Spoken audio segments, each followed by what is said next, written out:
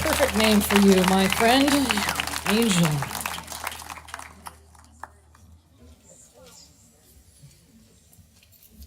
Beautiful. Thank you, Angel. Let's give her and our music ministry some more love.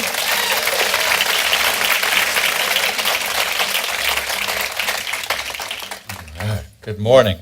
Good morning. Having a good year? Yes. Yeah? You ready to keep going? Yes, sir. Let's create some holy shift? Yes. Oh, hey, we're getting started early this morning. Our topic today is the power of thought. It comes from chapter 8 of the Science of Mind text. Our theme for the month is about getting grounded. Getting grounded. See, I'm so tall that I just echo all over the place. We'll get it adjusted here. Getting grounded. So I'll spend some time in the first couple of weeks of the year here reviewing some things from the first few chapters of the Science of Mind text as just a way of reviewing and kind of setting up context for the rest of our year together. So getting grounded. And of course, our theme for the year at SLCA is Holy Shift. Going to create some holy shift in our lives. Amen? Amen. My first sermon that I delivered was when I was 18 years old.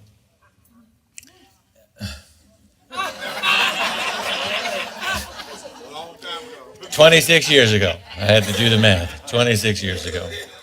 It was called The Power of Belief, and it was based in part on chapter 8 of the Science of Mind text. So when I saw the guide notes for our organization to look at chapter 8 for this week, I was amused by that because I have some notes written in chapter 8 dating back to that 26 years ago. And in that message, I explored the principles of the power of our thought, the power of our belief, and that the idea that it is done unto us as we believe, something I'm sure you're all familiar with. And when I was done, I was 18 years old. The sermon was actually my project for foundations class. I was taking foundations class at the Church of Religious Science in Albuquerque, New Mexico. And I told the minister, I said, for my project, I want to ask you if I could deliver the talk. He said, sure. And we see what happened since then. 26 years later, I'm still talking. But here's the interesting thing. When I got done with that, I went home. And I remember when I was done with the message and I finished my notes and everything, and I talked about the power of belief. I used the metaphor. I talked about the movie The Wizard of Oz, and I talked about how the scarecrow and the lion and the Tin Man didn't need anything outside of what they already had inside of themselves, but it was their belief that made them feel separate from what they really needed, and that it was within them all the time. And it was a great message. I have it somewhere on a tape. So maybe I could get that tape and get it, we could do a fundraiser with it. I don't know. It'd be kind of fun. It'd be fun to hear my voice 26 years ago. It's pretty interesting. But I remember when I got done, I thought, that's it. I've said everything I could possibly say. I've given them everything I know. And I couldn't possibly give another sermon ever. I wasn't sure. I was in practitioner classes at the time, but I didn't know that I would. I wasn't sure yet if ministry, I knew I had a calling to serve this teaching, but ministry, I was still, wavering. I was doing stand-up comedy at the time. I was doing all kinds of other fun things. And so, if Johnny Carson called, then I was definitely not going to go into ministry. And so I thought, well, I'm done. There's nothing else. Like I say, I've taught them everything that they need to know. It's all right there in the power of belief. That's it. It's done unto you as you believe. Go forth. So when they called me 3 months later and they said, we want you to do the message again, I sat down and I said, I don't have anything to say. And so I remember a few months after that, I came back, so it ended up being about 6 months later that I gave another message to that community. And I got into the pulpit and I said, I'm sorry, was I unclear?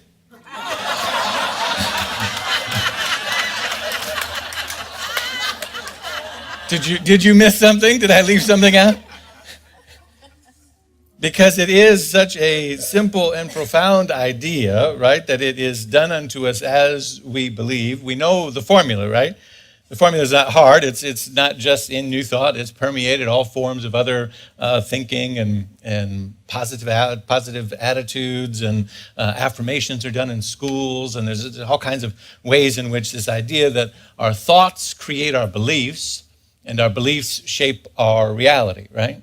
That's not a hard concept for us to grasp, and that's a pretty easy formula to remember. Our thoughts create our beliefs, and our beliefs shape our reality. And so it used to even be on the header of Science of Mind magazine every month: change your thinking, change your life, right? So we know the formula, right? Change your thinking, change your life.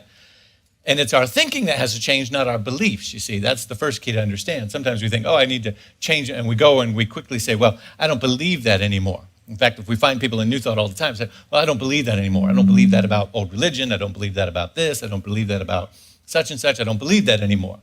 Yeah, but has your thinking changed? The thinking that you're doing underneath the belief.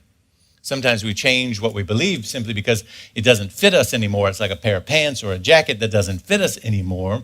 And we say, well, I don't believe that anymore because we try to put it on, it doesn't fit. I don't believe that anymore. But we've never really stopped to examine, have we changed the belief or the thinking that brought about that belief in the first place? And if we haven't examined that, then just thinking or believing something else won't really produce change in your life, have you noticed? You notice that you can have new beliefs, but not have new results, right? I hear it all the time, but I don't believe that anymore. So how come it's not changing? Because you haven't changed your thinking.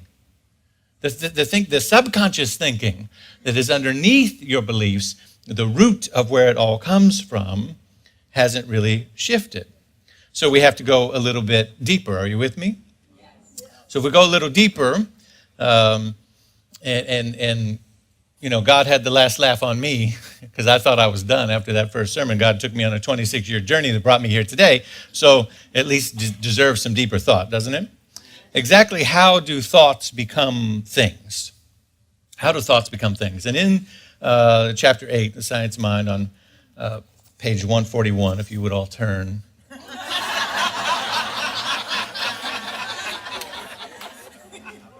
I'll wait. Go ahead. Say got it when you got it. I always love it when I see preachers do that. I'm like, that's so cool. They would flip a lid if I told them they had to bring their text every week.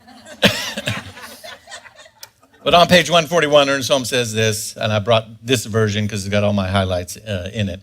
Under the title, Thought Force, it says, thought force is a movement of consciousness in a field of mechanical but intelligent law. Mechanical but intelligent law. It's a movement of consciousness. The movement of consciousness upon itself creates a motion or vibration upon substance, the force of which, now pay attention, the force of which is equal to the embodiment of the thought set in motion.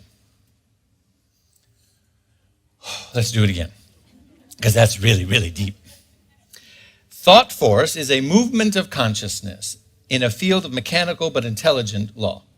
The movement of consciousness upon itself creates a motion or vibration upon substance, the force of which is equal to the embodiment of the thought set in motion.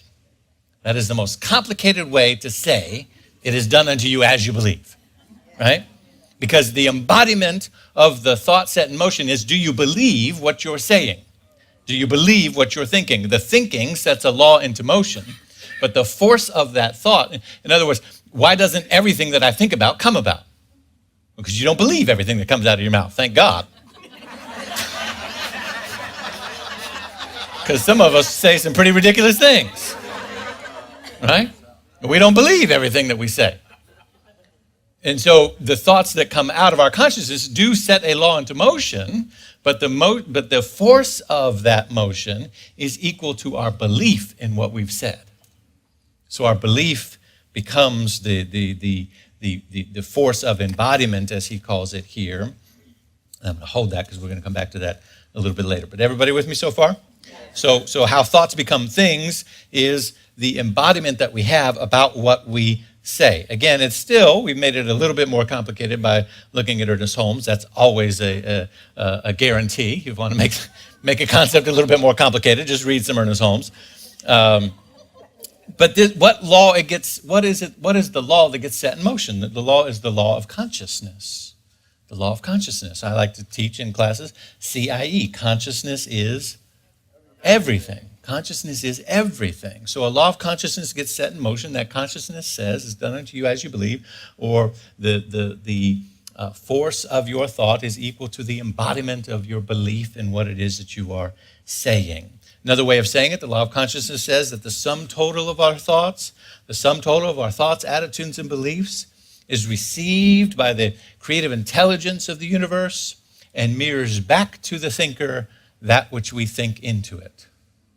The sum total, not every thought that you have, but the sum total of your thoughts, attitudes, and beliefs, and then receives that, and the creative intelligence acts upon it like the soil acting upon a seed, and mirrors back to you that which you think into it.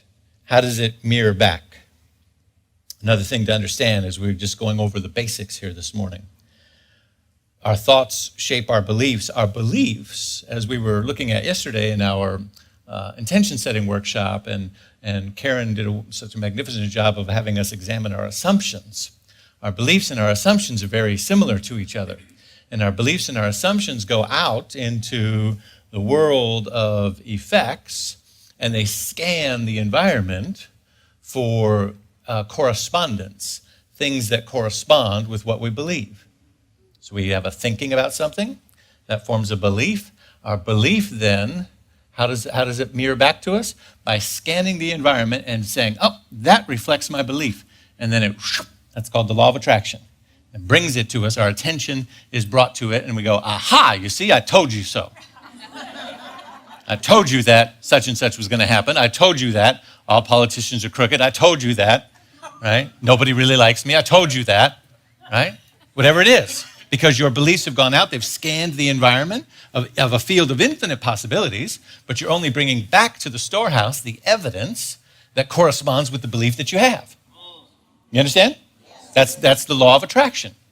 So that's how it mirrors back to you, that which you think into it. So again, it brings us to the position to say, if we want to change our reality, then we change our beliefs and we change the thinking that is underneath those. Yes? The challenge is that this is a bit too simplistic. It's a bit too simplistic in order to say that in order to change our life or to make the world a better place, all we have to do is think positive thoughts. It's a bit too simplistic. Can we get real for a minute? Yes. I want to get really real with you, okay? Because we're Holy Shift is the theme this year. So we're going a little bit deeper. It's a little bit more than just the Johnny Mercer tune. Accentuate the positive and eliminate the negative. And don't mess with Mr. In Between. Now, anybody? Right? Willie Nelson did a good cover of it, okay? But it's Johnny Mercer, okay?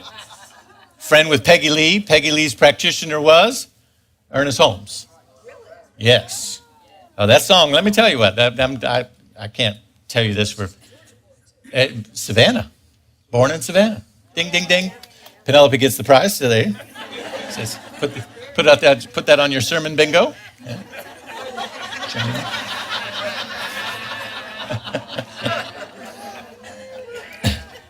Right? Johnny Mercer, Peggy Lee, good friends. Peggy Lee's practitioner was Ernest Holmes, went to Founders Church. There's no doubt in my mind that Johnny Mercer and Peggy Lee walked out of a Ernest Holmes lecture one day, and he had that tune on his mind as a result of something he heard Ernest Holmes say. Now, it is a true statement that we should accentuate the positive, eliminate the negative, and not mess with them in between. It is a true statement, but it's just as true as me telling you that the water at the shallow end of the pool is wet. Right? Let me explain. So what is he talking about today? I like to relate to spiritual principles and what we teach as like our theology is like a community pool. Right? There's the deep end, High diving boards is a little bit scary. And there's the shallow end. And by shallow, I don't mean less than. I just mean accessible. Shallow end of the pool, it's easy to get into. There are handlebars, there are steps, there's a little play area, there's a little umbrella. It's fun, the water's warm, right? So the notion that it's done into you as you believe, and if you're going to change your reality, all you have to do is change your thinking, and then poof, it's done. It is true in the same sense that the water at the shallow end of the pool is wet. It's just not deep. Come on, somebody. It's true. It's just not deep. So we want to go deep. Somebody say, go deep. Go deep. Let's go deep today. We want to go a little bit deeper with this idea. Because, why? Because the simplistic, the shallow end of the pool creates an isolated form of thinking.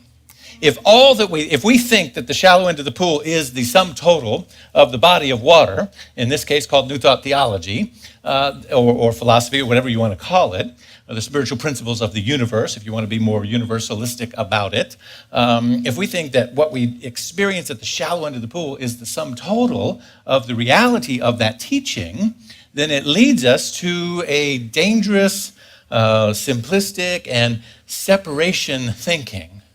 What do I mean by that? It leads us to some dangerous conclusions that sound something like this. Well, I've done my work on my thinking, and my life is better because I'm doing my stuff. But those people over there suffer because of their thinking.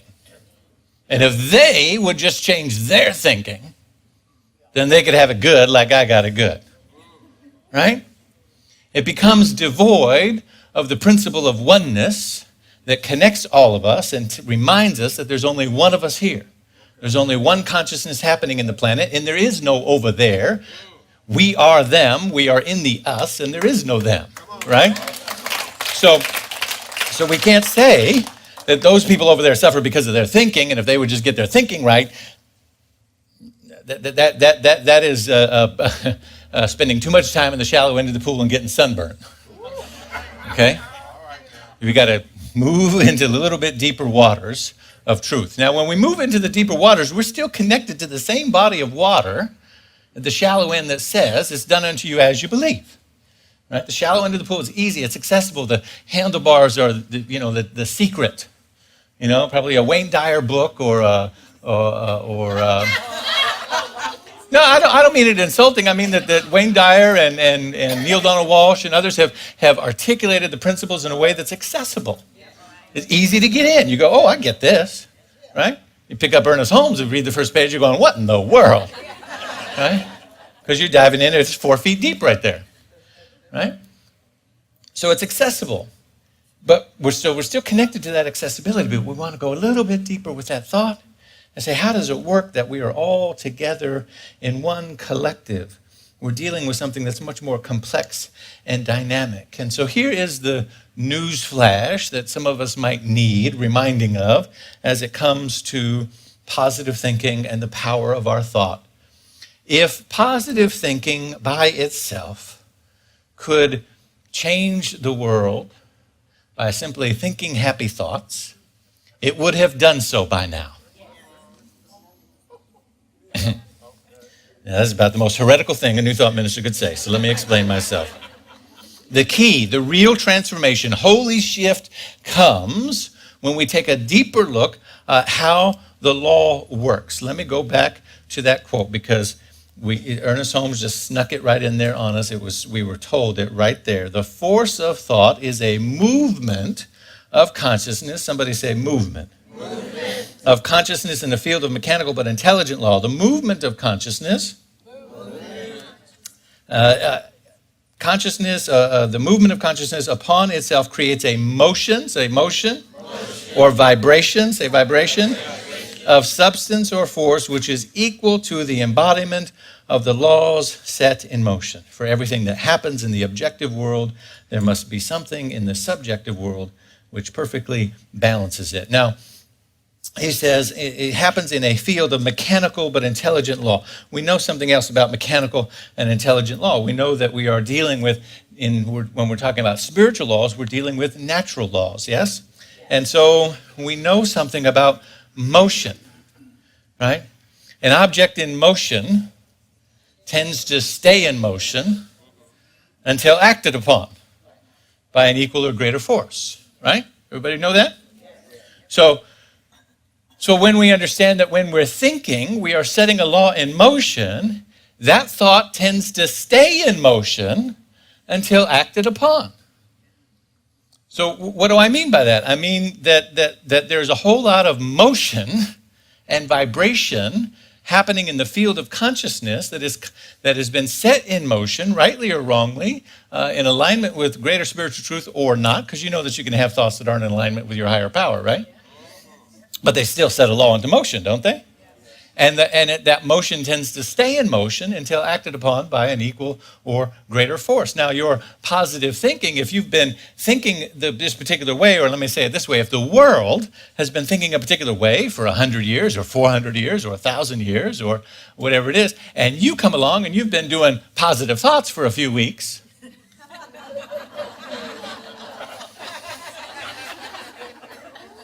am I making sense? Is not yet an equal or greater force to the motion that has been set in motion. I hate to break it to my woo-woo clan here, but sometimes positive vibes ain't enough, right? Listen. We can't Care Bear our way into a world that works for everyone.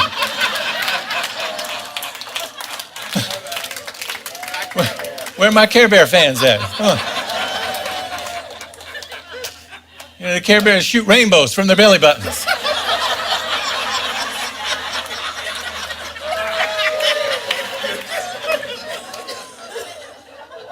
And we're dealing with racism and poverty and discrimination and degradation of the earth and all kinds of isms and all that, and rainbows from my belly buttons ain't gonna cut it. You understand what I'm saying? You gotta help somebody. Come on, the Love and Light Brigade sometimes needs some heavy artillery. And that heavy artillery comes from having a deeper understanding of the power of thought. Because when we create something in thought, we are in relationship. Whenever you create something, you are in relationship with the thing that you have created. Have you noticed? Yes. When you create something, you are in relationship with the thing that you have created. A relationship is a covenant. Relationship is a vibration. It's an agreement. I have created this thing. God has created you. God has a covenant with you. The universe of intelligence has a covenant. We talked about that yesterday. We didn't really use the word covenant, but we talked about intention, the purpose of the universe. And the intention of the universe is for you to be in alignment with your purpose. That's the intent. The intention of the universe is that the universe is a creative, intelligent force, and is bringing forward all manner of creation in order to be vehicles of its expression. That includes you.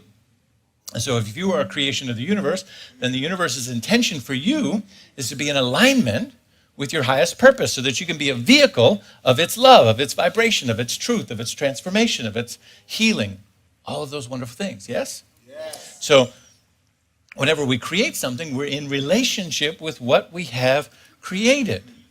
Now, the challenge is that, or the thing that we need to know before I get to the challenge, the thing that we need to know is that relationships always work better when we deal with them consciously. Right? Have you noticed? So if when you think you are, and you set a law in motion and you create something through your thoughts, your attitudes, your beliefs, you are creating, you're setting a law in motion, you're creating something. Everything that you create, you're in relationship with. And relationships always work better when you are engaged with them in a conscious way. Anybody try to heal a relationship in an unconscious way? No volunteers, hands going up. I don't see a single one. Right? Now you might have had a thought, I really want that relationship to fix, heal, get better, transform, whatever. But you refuse to consciously engage with it, right? And then you get mad because it's not changing. And then somebody tells you, well, you got to face that head on. And you look at that person and go, don't tell me that. The other person's got to change, right? And that doesn't work, does it? Because until you consciously engage with it, it's not going to change for the better. So when we think, we're setting a law in motion, we're creating. Everything that we create, we're in relationship with.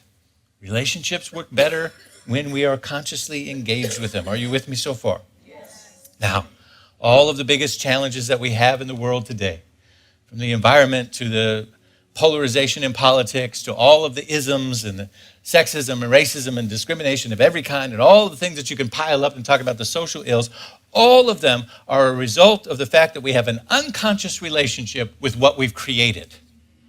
Because all of those things are byproducts of thinking. In other words, we've created them. We've created racism, we've created discrimination, we've created sexism, we've created all of the things that we're suffering from, we have created. And our current relationship with them is la la la la la la la la la la, unconscious.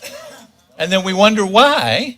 We say, well, we're just going to turn and go in a new direction and not think about that. That was back then. We're just not going to deal with that anymore.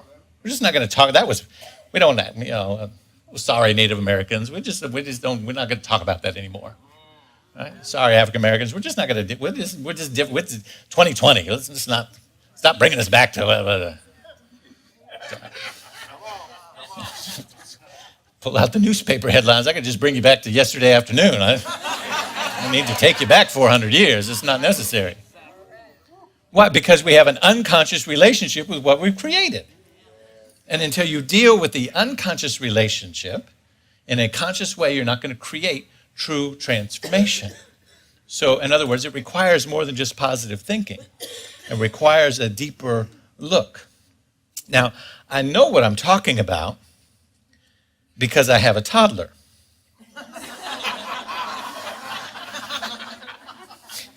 I've gotten real smart since I've become a parent, right?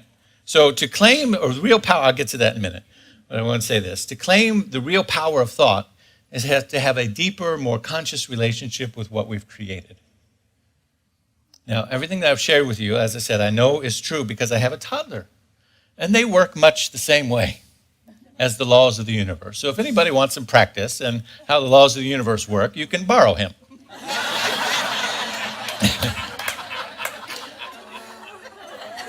We'll see you at around 5.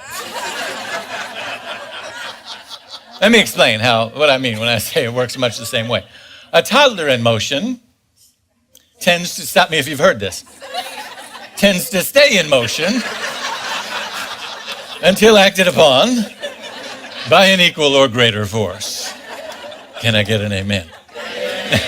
Now, I don't just mean motion in the physical world. I do mean motion in the physical world, but I mean more than just that. Sometimes the little man is in motion in an emotional way.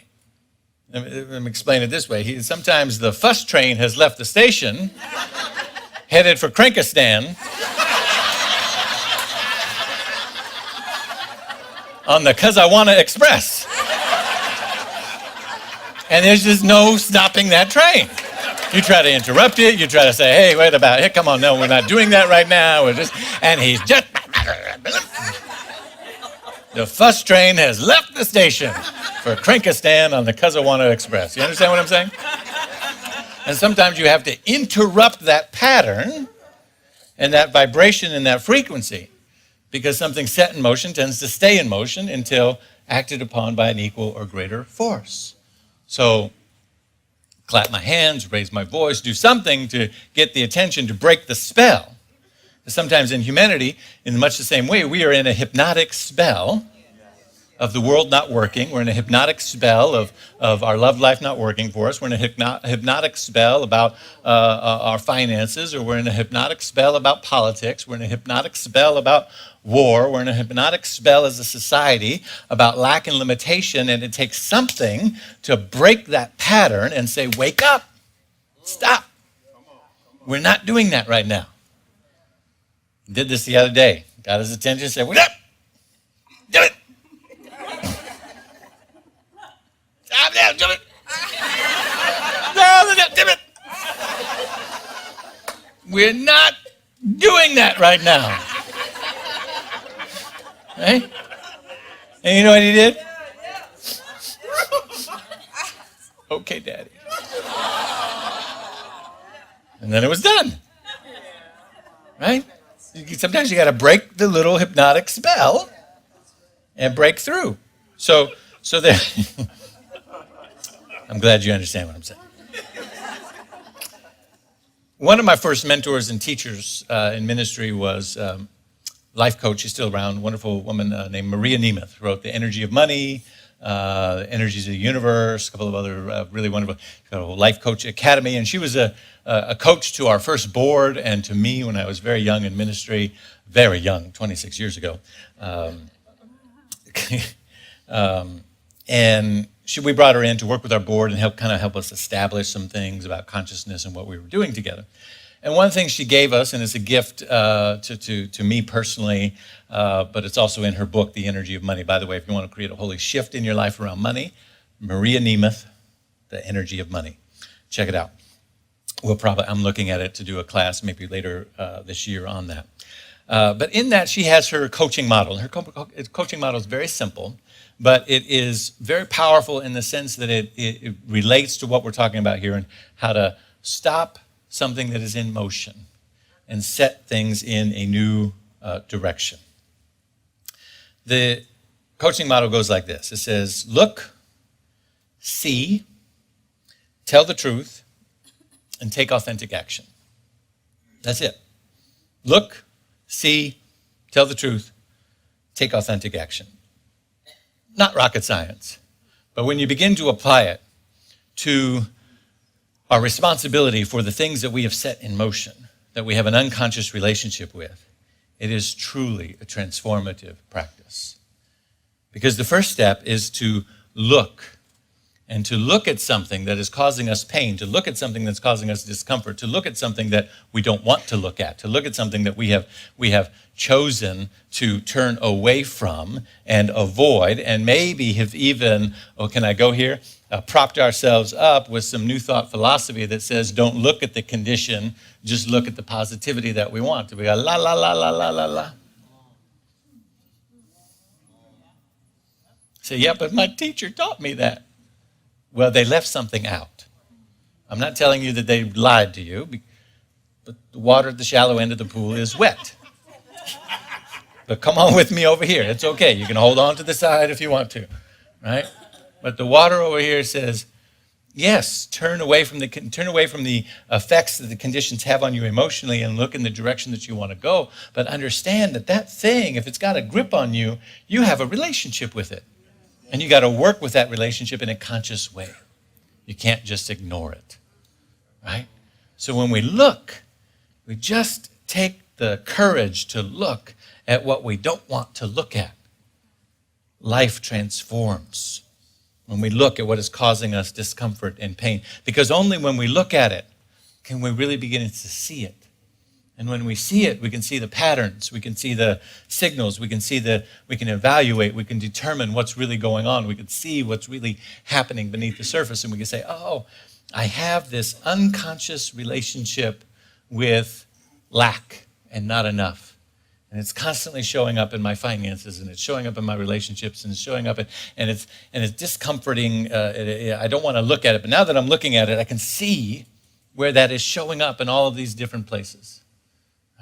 And now that I'm seeing it, I can begin to tell the truth. I can begin to, and the truth is, in this regard, telling the spiritual truth. A spiritual truth that thing doesn't have any power over you. That it is a false belief set in motion. And now that you know the deeper spiritual truth of yourself, because you've been doing your spiritual work, you can set a new thought in motion that is anchored to the dynamic wholeness of who you are, the love and beauty and the abundance of the universe that you are. And that truth has greater power than any false condition that you've set in motion. And so you begin to tell the truth, but you say it to the condition.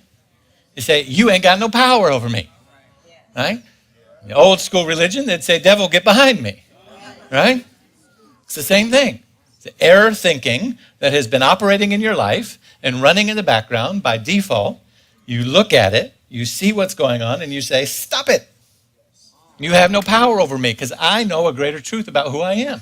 about my abundance, about my love, about my worthiness, about my wholeness, about my beauty, about my truth. And that is the direction I'm going in. So knock it off. And then you take authentic action. You begin to move in a positive direction and you take a step. For your finances, you take a positive step into saving, into circulating, into doing something that demonstrates your abundance. It doesn't matter how big or small it is. It only matters that you start and you take authentic action. In a relationship, you take authentic action to nurture the love that you know that you're worthy of, to recognize yourself first and stop waiting for somebody else to show up and to reveal it to you, but to demonstrate it to yourself first. Doesn't matter how big or small that action is. It only matters that it's authentic, right? And your health, it only matters that you take one step in the right direction. Choosing this meal, this day, this consciousness, right? This mindfulness about what I'm doing in this moment. Doesn't matter how big or small it is. It only matters that it's conscious and it's authentic. You understand what I'm saying? It establishes a new pattern in motion, and we tell the truth. I hope that we all have people in our lives, but sometimes we need to be this person for ourselves that can tell the truth. You know what I mean by that? You got somebody in your life who can tell you the truth and call you up and be like, You know what I mean? I saw somebody on the news the other day. Something happened. I don't even remember what it was. I don't remember the story. It wasn't pleasant. And so they were standing out in the street and they were interviewing this mother. Something happened with her child. It was an attempted kidnapping or something. So, it's not a positive story. But they're talking to her, and she's there being interviewed, and she's wearing these glasses, and it's got the Ralph Lauren Polo sticker, like when you go to the Lens Crafter, or you go wherever, and you try on glasses, and it's still got the sticker, right? Because they're not real lenses, right? They're just there. And so she's wearing these glasses that got, and I couldn't help it. I stopped. I forgot about the child. I forgot about this story. And I started laughing. It's terrible. But I stopped myself. I said, my wife and I were talking. I said, I don't know her story. I can't judge. I can't, I gotta get myself back in gear here, put myself in my own lane. I said, but I walked away.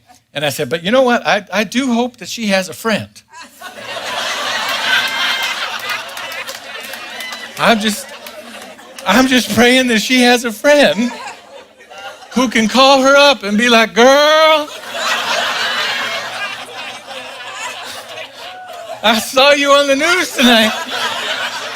What are you doing? Now listen, I know they showed up at your door unexpected, and you said, I need to go get myself freshened up before I get on the news. So, but you need to take 5 extra minutes, get yourself some rubbing alcohol and a little cotton ball and rub that tag off. It's terrible.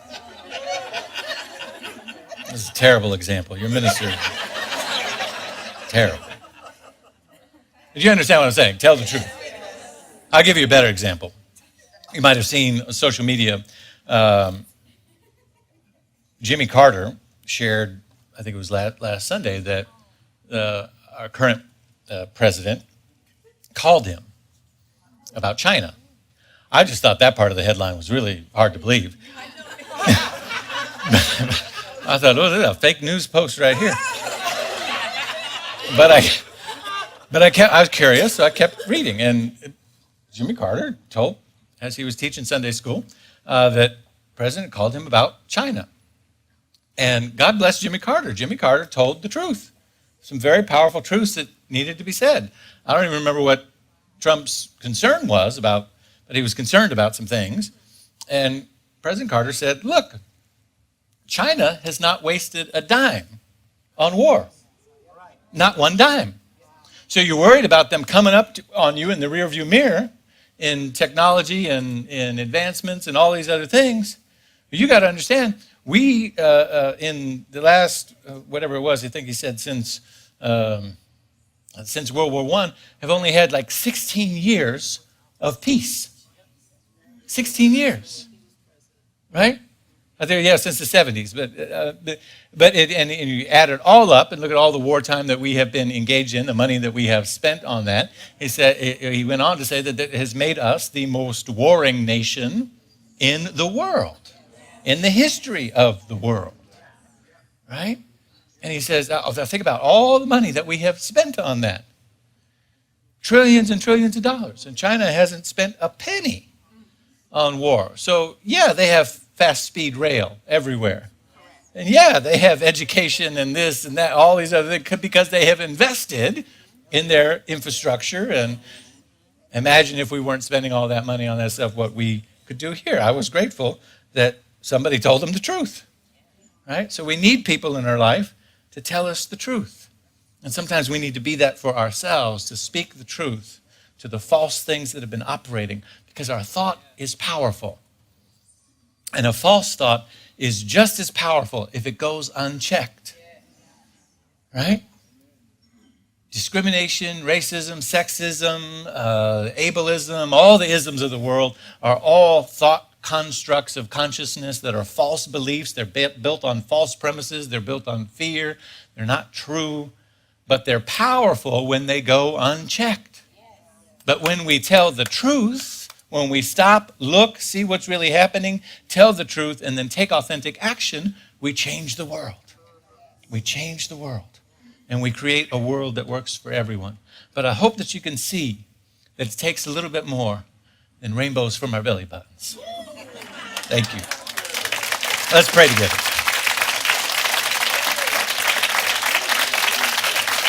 Let's pray. Thank you.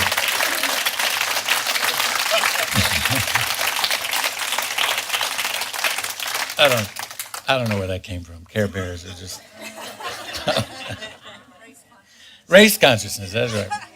I invite the practitioners to stand and join me somewhere in the room to simply hold the space and vibration, and invite each one of us to simply be where we are, take a breath, anchor in as we turn our attention to the divine intelligence, the power, the love, the vibration and frequency of God that is at the very center of our being, the power of our thought, the power of this prayer, the power of our consciousness that has behind it the infinite intelligence of the universe itself. God, creation, life. What I've been told about this weekend, and I believe this evening, that there is an absolute magnificent event unfolding in 5 planets being in alignment, that for at least 1,000 years of recorded astronomical history, they have never seen before. And so what I know is that there's a great alignment taking place in the heart of humanity right now, that there's a great opportunity that we have to be in alignment with the greater truth of who and what we are, to be in alignment with the vibration of love, to be in alignment with the vibration of truth and freedom and liberation and justice and wholeness and prosperity. Whatever it is that we choose to be in alignment with, we can choose to be in alignment with a greater power. And that energy sets a new law into motion that is greater than all the false beliefs, that we can now turn to them and say, no, we're not doing that anymore. We're not doing polarization anymore. We're not doing us and them anymore. We're not doing victimization anymore. We're not doing lack and limitation anymore. We're not doing any of those otherness vibrations anymore. There is only one. There's only the vibration of the Holy Spirit, which is seeking to move and have its way in this planet, in this thing called creation. And that includes you and me and everything in our collective consciousness. And so I affirm that there's a great alignment taking place, and that the result of that alignment is greater peace, greater justice, greater harmony, greater love, greater connection, and greater unfoldment of a greater good called a world that works for everyone, that is sure to be attained by all, because God is all there is. God is all we are. We simply allow it to be. And together we say, and so it is. Thank you. Peace and blessings.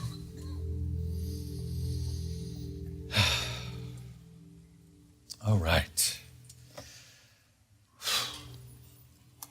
Yeah. Good. Thank you. Good way to start the year and getting grounded in principles. Amen?